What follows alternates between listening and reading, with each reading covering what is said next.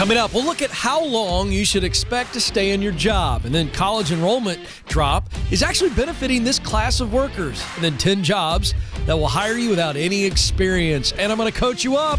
Let's go.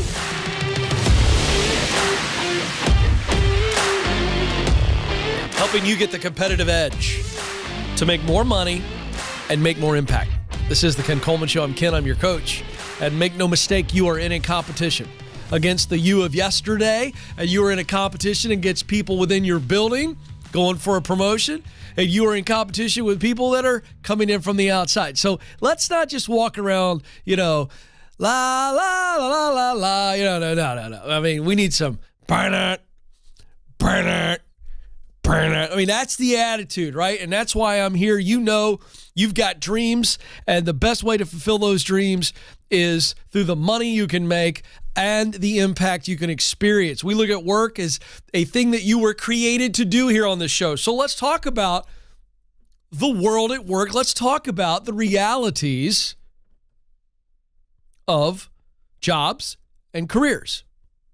So if you go back not too very long ago, you would stay in a career for 35, 40 years. It was very normal for my grandfather's generation, certainly my father's generation. I am a child of the boomers, and it was very normal to be largely in one job for most of your career, if not your entire career. It was not an abnormal reality. Well, times have changed, and they continue to change. So is the idea, the concept of a long-term job, is it over? I think it is. I mean, we're talking about infinitesimal percentage rates of people who will go into the workforce in today's world and stay in that job for their entire career. I mean, it's almost impossible that that's going to happen. The long-term job is over. A recent Gallup report supports this. Millennials are now the largest demographic in the workforce today. And a Gallup report revealed that 21% of that group, millennials, say they've changed jobs within the past year. Duh. If you've been paying attention to the news, certainly on this show, we're seeing 4+ million people change jobs every month since August of last year. It's extraordinary turnover. All right, so 21% of the largest demographic in the workforce said they changed jobs in the last year. It's going to continue. Now, that's 3 times the number of non-millennials who report the same. So you've got my generation, Gen X, certainly boomers above me, and then behind the millennials are what they're calling Gen Z, or the mosaics. And those two groups aren't changing as much. Obviously, Gen Z's not been out long enough to do much changing. But I would suspect they're going to fall within the trend line of millennials. So what does that mean?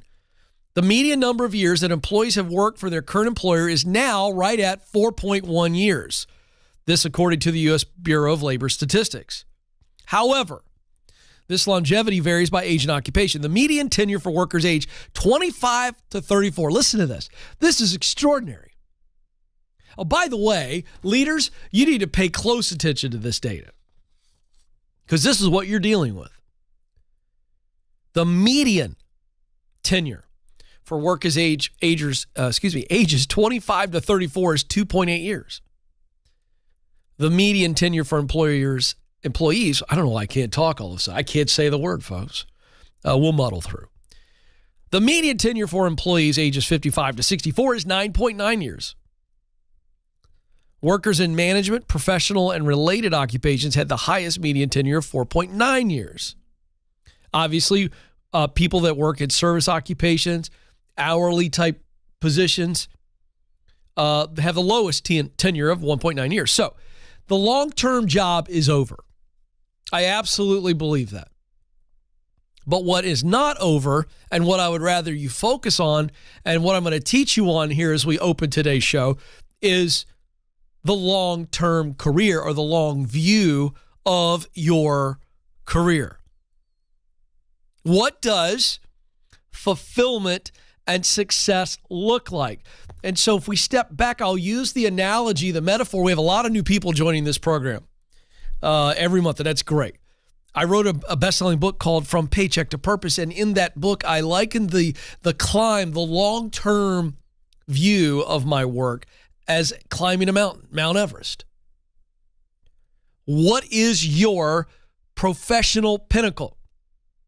Now, many of you, to be fair, don't know, and that's okay. And I don't ask the question to make you feel bad about yourself. I ask you the question because I think the world at work and the environment that we are in right now, and I just gave you the data to prove it, is going to naturally nudge you that direction anyway. To where you're not thinking, well, I'm going to be in the same job my entire career, or I'm going to be in the same type of work my entire career. That may be true, but really it's about what's the journey look like, and I am growing and evolving, and as I grow and evolve in order to be able to reach that professional pinnacle, I'm going to have a lot of different work experiences, and I'm probably going to wear multiple different hats. So what I'm getting at is I want you for this discussion today to take the word career and don't apply it to, well, I'm in healthcare, or I'm in education, or I'm in sales.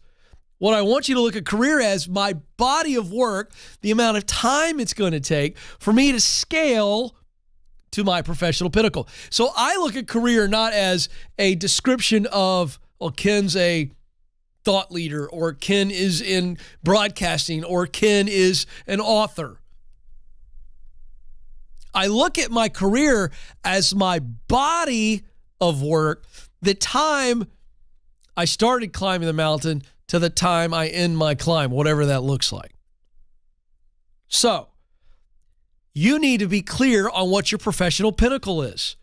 What's my mountaintop? Oh, here's one. How about multiple mountains? I really believe that if you know what your professional purpose is, you know your sweet spot, where your talent, what you do best, passion, work you love to do, and your mission, results that drive you and motivate you, when they come together, I believe there's multiple dream jobs and multiple mountains. Those of you new to the show, if you're not clear, you must get clear first. Gives you great perspective. I wrote the Get Clear Career Assessment because it didn't exist. There were tools like Strength Finders, which tells you your top talents, but nothing else. Personality tests aren't strength finders. Personality tests are just personality, how I interact. But is there a tool, Ken, that would tell me what I do best? That would show me the work I love to do, and it would point out to me the results that motivate me and get me out of the bed in the morning? Yes, the answer is the Get Clear Career Assessment, KenColeman.com. I'm wildly passionate about it. Why? Because when you can get clear, watch what happens. You become confident. I see my mountaintop. That's what I want to do with my life. Or this could be what I want to do. And I begin to get clear and I begin to see them. Watch what happens. Clarity always leads to confidence. And confidence always leads to courage. Get clear. We have an assessment for you. KenColeman.com. Maybe the best money you ever spent. We'll be right back with the news.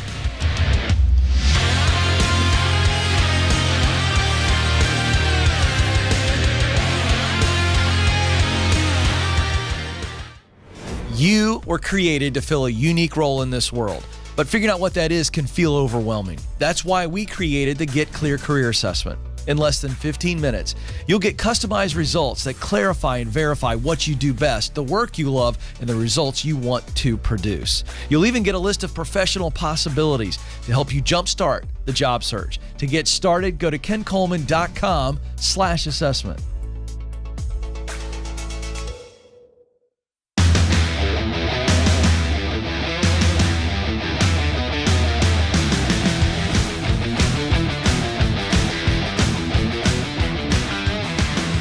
Big welcome to all of you who listen via SiriusXM, the podcast of the show, talk radio, and those who view the show on YouTube. Welcome. By the way, if you're watching on YouTube now or later, give us a thumbs up right there below the video window. That helps us grow. And if you haven't subscribed, subscribe. Please do that for us. I don't ask you enough, and now I'm going to do it every day and drive you nuts. So there you go. I'm just kidding. Hey, the job search. Inevitably, if we are going to move up the mountain, that means we're changing jobs. And it's terrifying for a lot of people. Many times it's frustrating, and many times it's both terrifying and frustrating. And nobody wants to do that. So we end up kind of staying put longer than we need to stay put. That's why I endorse ZipRecruiter. #1 hiring site in the United States, because their artificial intelligence does the work for you, because they're matching you and your profile up with companies who have positions that are paying them for you. You don't pay for it. It's free. And they do all this work, and companies go, yes, I want to interview Ken, and ZipRecruiter puts them directly in touch with you, and you stand out because you're with ZipRecruiter. So check it out, ZipRecruiter.com/Ken, ZipRecruiter.com/Ken. All right. So very excited because of our relationship with ZipRecruiter. I've developed a professional relationship with their chief economist, Julia Pollack. She's been on the show multiple times. She's paying attention to job trends, what's going on, what's the future look like from an economic standpoint. And she's a wonderful resource. So I recently had her in via Zoom, and I asked her about two specific things. Are we going to see college enrollment continue to drop? We've already seen it drop precipitously. Is it going to continue? And then I said, with college enrollment dropping, how is that leading to employment opportunities for minority groups and those who could not afford to go to college? It's really interesting stuff. Listen in as she answers those questions. Here's Julia Pollack. But we're seeing right now, Julia, we're seeing enrollment rates in college and community college drop pretty precipitously. Yes. I mean, it's a pretty big gap. And look, it makes sense. You know, you saw the pandemic again hasten this situation.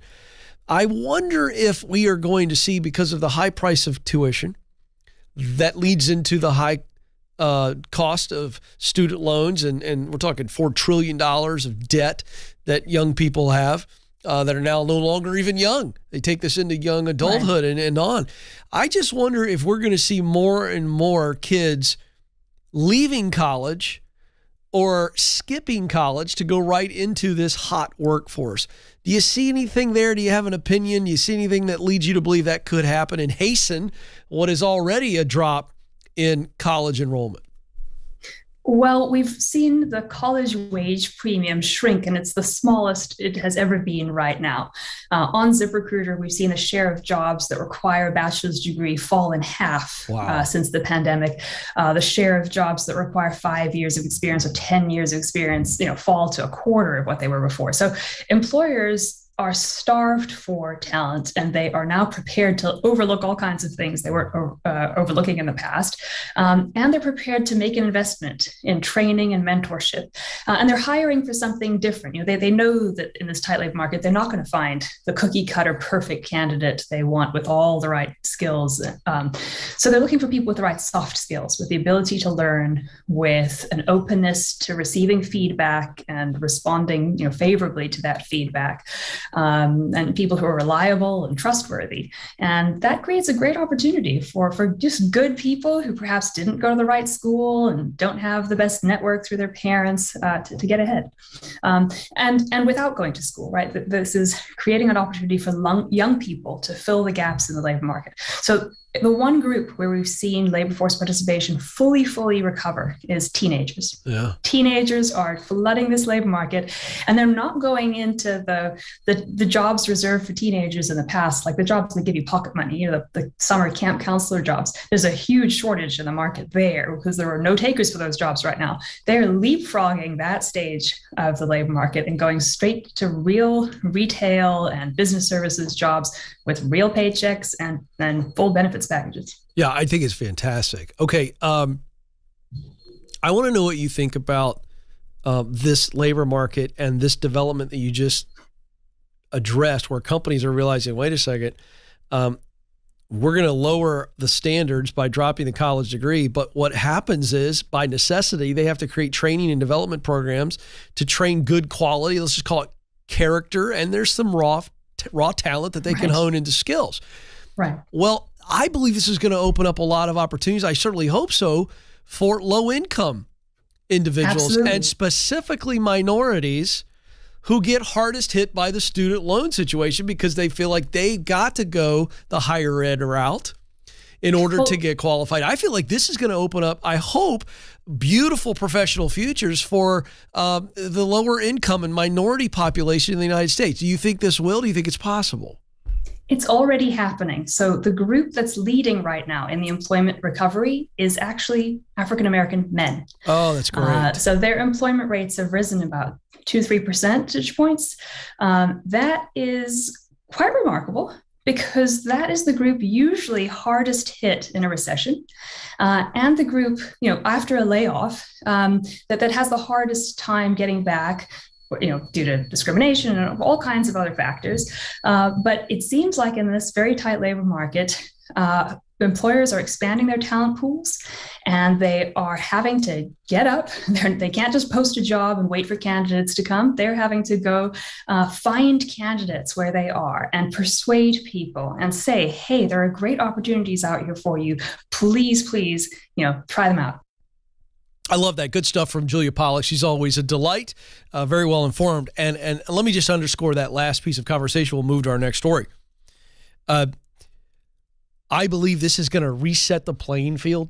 One of the silver linings coming out of this weird job economy and the pandemic, one of the real working positives is that I believe the lie that college is the only way to success has been exposed. And as a result, companies have made the all-important pragmatic shift to hire people who don't have degrees, give people that don't have a chance. I saw a story. Alex and I are watching this. We're going to report on this some more. But I saw another story the other day about companies that are getting serious about hiring people with a criminal record and giving them an actual chance. They have paid their dues to society. I think this is a beautiful development. Very, very exciting. All right, next story here. 10 jobs that will hire you today with no experience. Now, the reason I give you lists like this, and I'm giving quick context, because when I go through this list, I don't expect a lot of people to go, oh, wow, thanks, Ken. That's amazing. But let's be real for a second. If I have gotten laid off or I've got a lot of debt, and I'm trying to bring in some extra income, or hey, maybe I'm a stay-at-home mom who's looking to just get back into the workforce, and I need money now, but I'm not sure what that professional pinnacle is. That's why I give you this list. Here we go. Number 1, administrative assistant. I mean, look, they don't care about experience, just skill. Are you organized? Do you have the ability to follow through? Are you kind? It's great. Delivery driver. Look, you got a clean driver's license, and are you punctual, and are you responsible? Boom, great opportunity there. Bill collector. All you need here is the ability to read a script most times and just stay with it, make your calls. Security officer. You don't need a bunch of training. You don't have to be Clint Eastwood here and learn how to handle a gun. You're minding business, if you will. Bartender. Again, a lot of restaurants and bars need people, and the tips can be extraordinary if you get in the right place. And by the way, after you're done with that, Joe, bartending, you become a real popular guy in your neighborhood because now you can make 1 million drinks. That's kind of the gift that keeps on giving there. School bus driver, real estate broker, HR assistant, a clerk working in, your local government offices, and then cable installer. Now, I give you this list because those are specific positions, but they also resemble other positions in the marketplace where, hey, I need money now.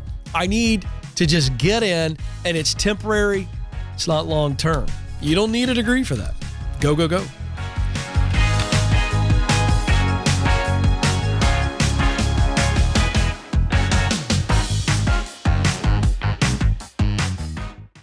Did you know recruiters take an average of 6 seconds to scan a resume? And that's if they ever see it in the first place. In fact, 75% of resumes are rejected before reaching a hiring manager. Listen, folks, if you want to get hired, you've got to make sure your resume is getting noticed. That's why we created How to Write the Perfect Resume. This free guide will walk you through the 5 steps to stand out in the hiring process and land your dream job. To get started, go to kencoleman.com/resume.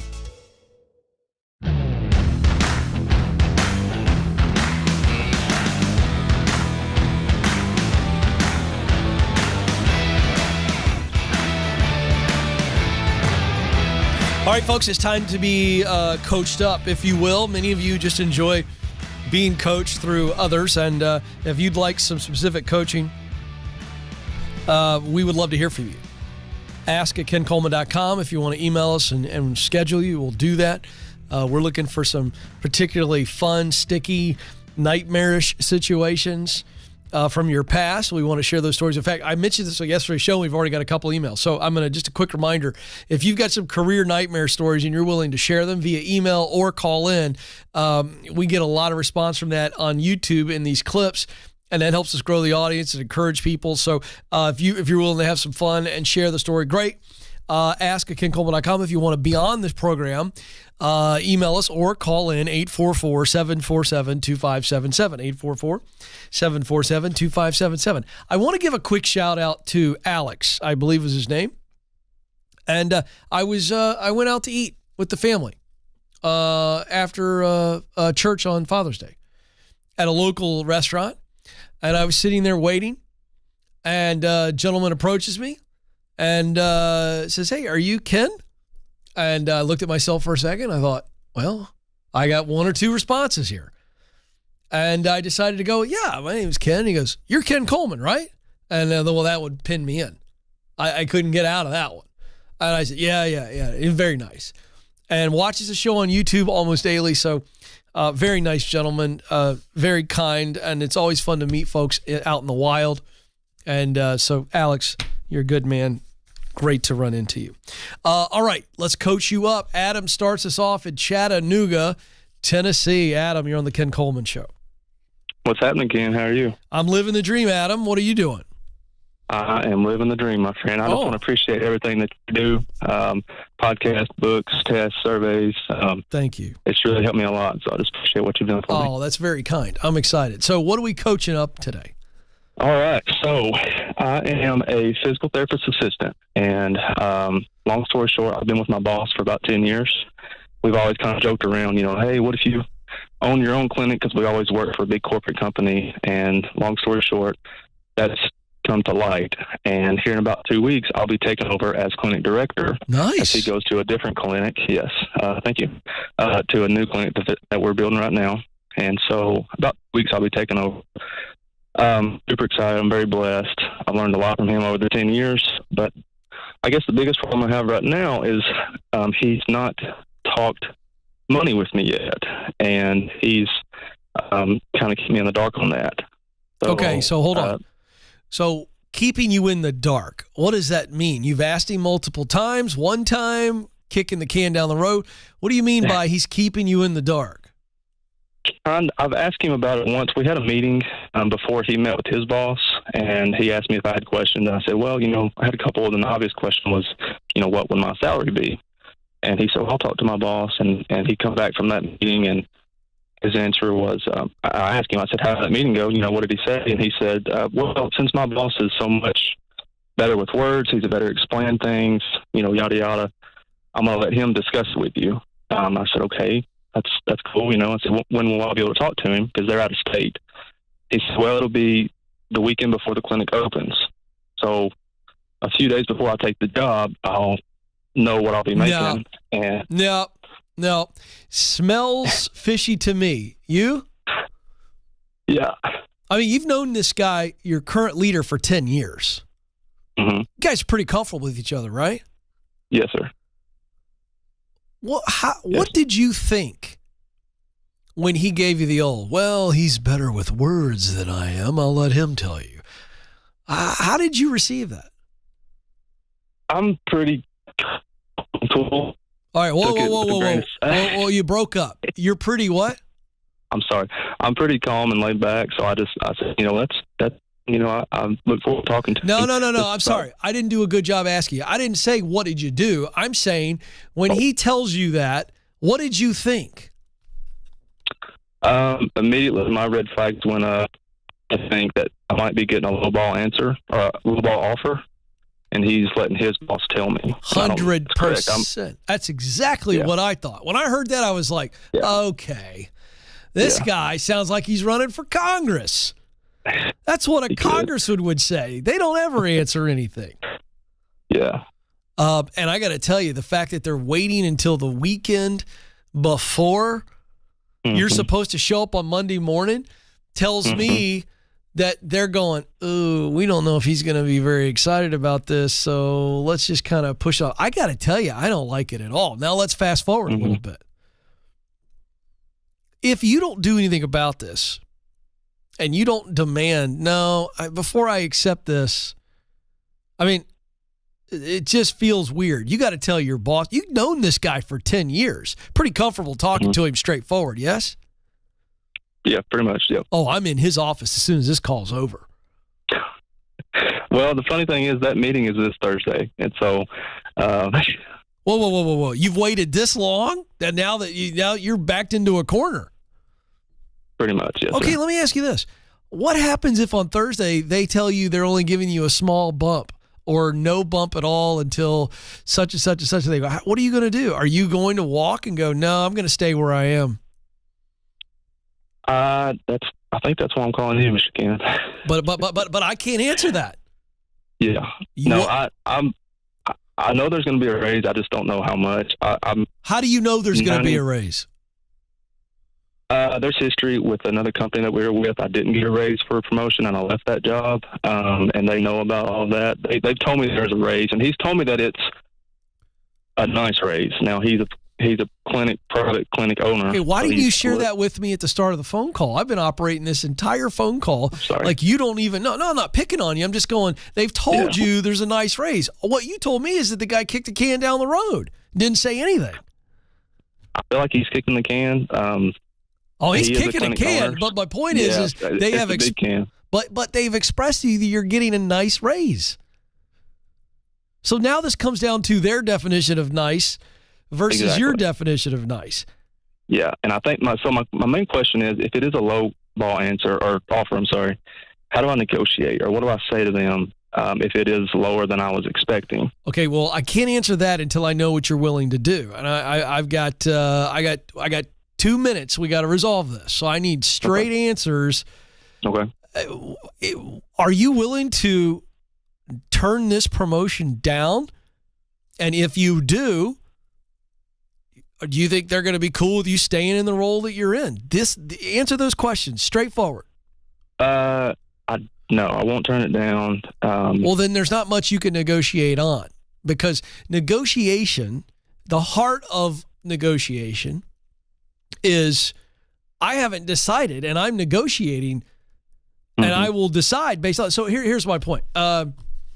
Trying to think of the last time I had a little negotiation. Oh, yeah. So I sold a car. I flipped a car recently, and the guy tried negotiating with me, and I was like, I'm not taking the amount he's offering, and I was willing to walk away. We were in the parking lot of a grocery store, ready to cut the deal, and he offered me a number, and I said, no. And so I was willing to walk away. You're not willing to walk away. So negotiation is, I haven't decided yet, but I'll decide if it's this. So, okay, I'm just trying to help you, brother. You can respond, but there is no negotiation if you don't have walkaway power. Do you understand what I'm saying? Yes, sir, I do. Yep. So I'm okay with your decision, but then don't try to negotiate, because it won't help. If they offer you something, you can go, well, I'll be honest with you, I'd like to get to this point. What would need to be true? What performance measures? How can we actually measure and stay in a plan of growth? Because I'd eventually like to get here. What would need to be true? You can ask those questions, but negotiation only happens when you go, guys, I thought that was going to be 10% higher, and I don't think I want to make this move unless it's 10% higher. Now that's negotiation. Okay. So I think the conversation you just had, what's my path forward? What can I do to get to that number? I think that's exactly what I needed to do. That's called a growth plan, and I think everybody needs a growth plan. And you need to have it established before you go into this. Appreciate you, brother. Congratulations.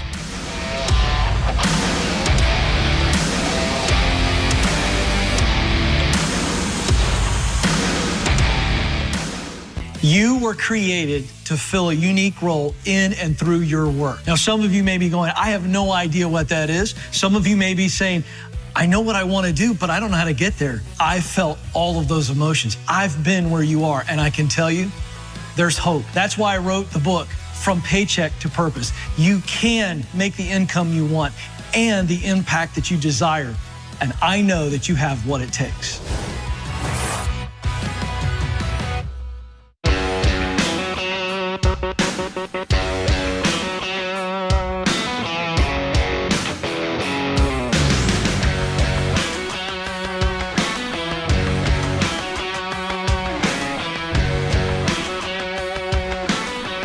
Months ago, 3-4 months ago, I believe. I remember maybe 6 months. I got 3 teenagers, folks. Every day is like Groundhog Day to me, so I can't remember. It was 6 months ago, 3 months ago. You understand what I'm saying? I don't know. But recently, I read a story, and I think it was pretty viral. Many of you may remember. But this is in the middle of it wasn't too long ago, because it's like when gas really started going nuts. And a gas station manager in California. Do you remember the story? He accidentally enters in the price for premium gas at 69 cents instead of $6.99. So it goes out on the board as 69 cents. Well, you can imagine. I was just thinking, Alex, if I'm driving down the road today, which, by the way, I got to gas up on my way home. And I've run out of gas many times because I get in the car and I'm running through Joe knows this about me. ADD is real. I get in the car and I'll get in deep thought, totally run out of gas. Happens to me about twice a year. It's really sad. But the point is that if I'm driving down the road and I see the gas station and it says 69 cents, I'm going to change lanes. I'm going to go 4 lanes and cause an absolute train wreck trying to get to that gas station. And that's exactly what happened. I mean, imagine, it's like a marquee out there. Well, this poor guy literally means to type in $6.99 and he puts in 69 cents. Well, it takes 2 hours for this guy to figure it out. That's the story. I don't know how, because the story that went viral was everybody was lining up at this gas station. People are coming in and filling up. And is there no integrity or character anymore? It's like, does somebody not go in and go, is it really 69 cents? And apparently everybody was, no, man, I'm filling up, baby. Yeah. And so everybody fills up. You ready for this? This is an independent gas station. It's not corporately owned. So you got an independent small business person running this gas station, and they racked up a $20,000 loss. A $20,000 loss on the gas. So he figures it out several hours later, and he fixes it. And initially, before I guess he figured it out, he says, I thought we'd gotten robbed, that something terrible had happened to the cashiers. So, of course, he gets fired. Now, this is what he said. He goes, even though it cost me my job, it's fine, because the truth is, it's my fault. So this guy's name is John Shazina. I don't even know how to say it. I shouldn't even have tried to say it. It's crazy spelling. And can I just applaud this guy? In today's world, for somebody to actually go, you know what? I made a mistake, cost my owner $20,000, and I lost my job. Now, I think a lot of people heard the story like, I feel bad for this guy. It was an honest mistake. So should he have been fired? To me, that's a tough one. If I own that gas station, I'm pretty upset. $20,000, big hit. But if this guy's got a great record, he'd never done anything like this before, and he's an honorable, good character guy, I wouldn't have fired him.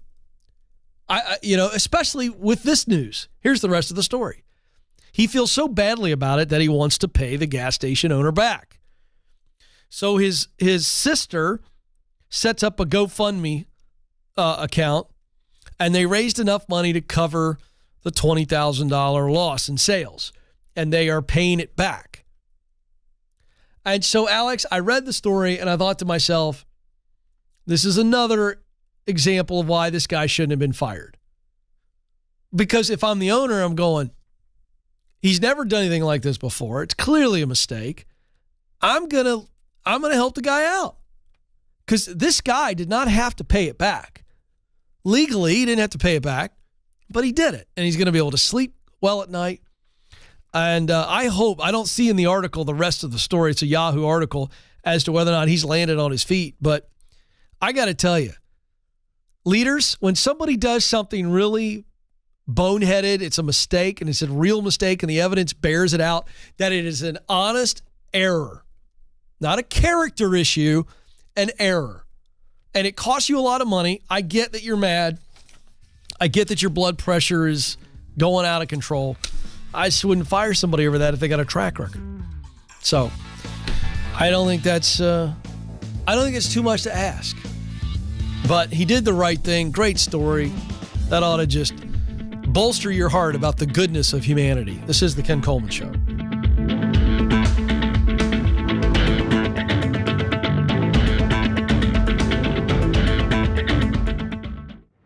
Do you know what you were born to do? In order to get hired at a job you love, you need to get clear on your talent, passion, and mission. That's why our team created the Career Clarity Guide. In just a few minutes, this free tool will walk you through a process to discover what you do best: talent, the work you love to do, passion, and the results you want your work to produce. That's mission.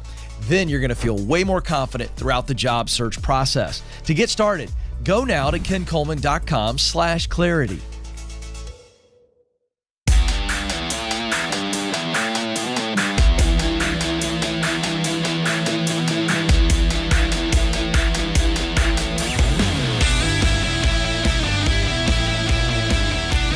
There's nothing I enjoy doing more than reading awesome updates from our audience. It's fantastic. It's also fun because I'm live. J.K. Sims just walked through the lobby, ladies and gentlemen, and he is a honorable esquire and a friend. And because I'm live right now, I just saw him and I just wanted to say hi. So back to the show. One of my favorite lawyers right there, folks. So I love sharing great news from you, the audience. Okay, and this is awesome. So I endorse Bethel Tech, talk about them every day, because of their amazing program, 9-month program, less than $15,000. And they not only train people to go from zero experience to great jobs, but they place you as well.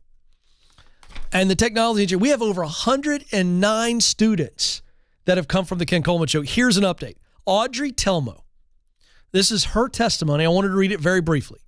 She said, I heard about Bethel Tech on the Ken Coleman podcast. I was listening for the first time. Thought it was too good to be true, but I thought I'd check into it. On June 14th, 2021, I started the data science program with Bethel Tech, and I presented my final project on April 20th, 2022. I was offered a senior analyst in dental informatics. I didn't even know what dental informatics was, but this is great because she had been in the dental world and she wanted to leverage that experience. But now with the tech training from Bethel Tech, she got this job. She got hired in 21 days after completing her course with Bethel Tech. 21 days. Starting pay of $70,000 a year plus benefits. Huh? How about that? Yeah. Yeah. Oh, I love my applause button, folks. It's right there. And she is an informatics senior analyst with CVS Health and Aetna. Unbelievable. And she's starting at $70,000 with great benefits, and there's an annual bonus. So, BethelTech.net, tell them Ken Coleman sent you. It's fun to endorse a program that you know is going to help people. And then what we're seeing is men and women are coming out of this program and they're crushing it. It's very exciting. Also, very excited about a new initiative here at Ramsey Solutions, the mothership of the Ken Coleman Show. We are launching a pilot program where we're taking world-class career coaches who I've met them all. I've interviewed them. And I'm locking arms with them because I can only coach you on a call. They can go deep with you. It's a custom plan for your personal and professional growth. Go to kencoleman.com/coaching. First 30 people get in. So people go, oh, it's a little more expensive than I thought. Well, it's not really. Why don't you cut out all the Starbucks and jump in the coaching program, and then you tell me what the ROI is. So there you go. KenColeman.com/coaching. All right. Johnny joins us in Salt Lake City, Utah. Johnny, you're on the Ken Coleman Show. Hi, Ken. Thanks for taking my call. You bet. What's going on? So I'm currently a college student right now. I'm a prior service veteran, so I'm using the GI Bill. Great. Trying to increase my income. Excellent. So I get about $9,000 a year from that, and I'm halfway through right now, and I'm like, what should I use my degree for? Because I don't really know what I want to do. No. All right. Well, first of all, thank you for serving our country. You are a great American. What have you wondered about when you kicked the tires on this and started with the degree? What were you thinking about? I was originally thinking about something like either in business or mental health, but okay, something kind of like service oriented. But I actually even took the school career assessment thing, and what it gave out didn't really align with what I would want to do. Are you talking about the professional possibilities section of the assessment? Yeah, but the college offered. Yeah, but that's just suggestion. You talk about my Get Clear career assessment or something else? I haven't taken that, sir. No. Oh, okay, great. Oh, because I was like, yeah, man, I don't know, man. We're gonna have to figure this out. No, so I'm gonna give you my Get Clear career assessment.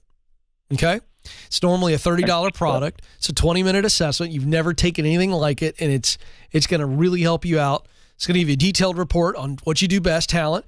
It's gonna give you a detailed report on passion, the work you love to do, and it's gonna help you see what truly motivates you. We call it mission. And then you're going to get a purpose statement. So I'm going to give you that at the end of our time, okay, to help just further clarify. But in the remaining time we have together, I want to go back to what you were wondering about because you gave me some clues.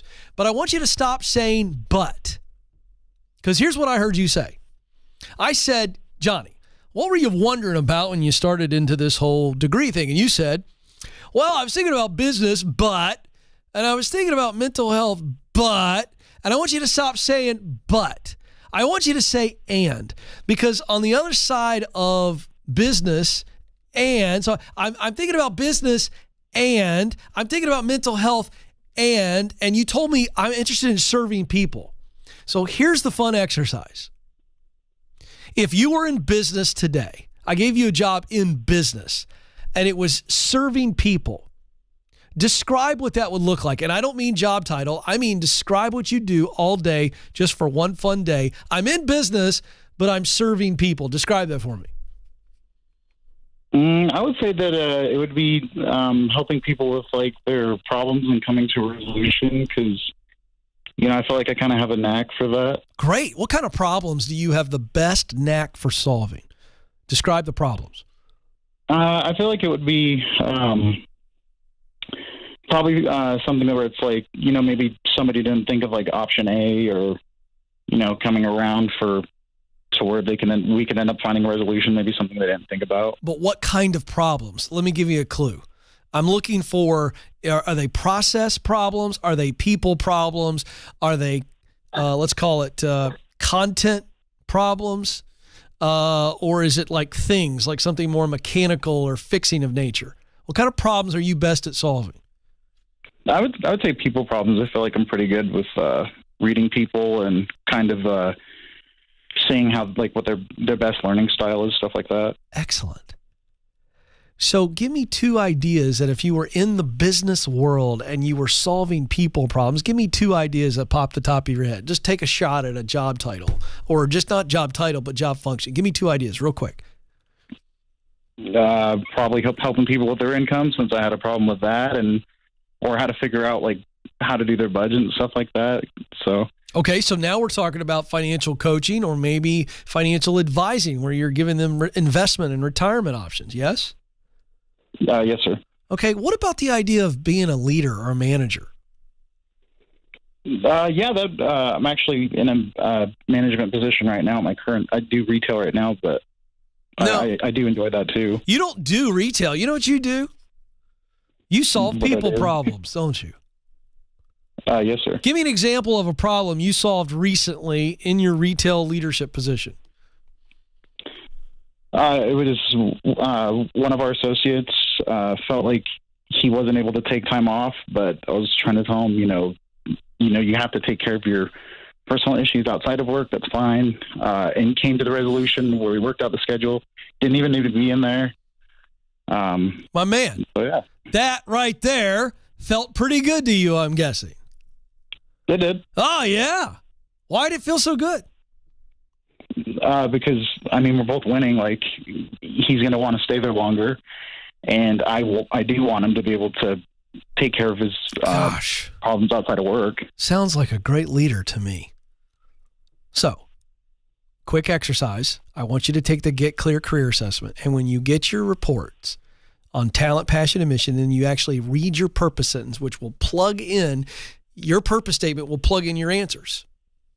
And you read that, I want you to start to go, okay, if I was going to spend 75% of my day making this purpose statement come alive, because it becomes a high-level job description, what are all the different ways? Where are all the places that I can do this? And I think you're going to see so many ideas rushing at you like a waterfall. But I'm going to tell you right now, those two we just discussed are absolutely in your sweet spot. Hang on the line. We'll get to the Get Clear assessment. For the rest of you, press on. Thanks for listening to The Ken Coleman Show. For more, you can find the show on demand wherever you listen to podcasts and watch the show on YouTube. You can also find Ken across all social media by following @Ken Coleman.